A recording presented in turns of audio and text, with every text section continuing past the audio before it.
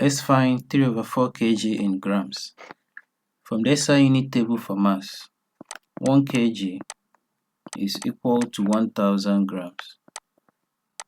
3 over 4 kg will be equal to 3 over 4 kg times 1000 grams all over 1 kg. Simplifying, 1 kg divided by 1 kg will give us 1, and 3 over 4 kg divided by 1 kg will give us 3 over 4, which equals 3 over 4 times 1000 grams. Simplifying, 4 divided by 4 will give us 1, and 1000 divided by 4 will give us 250.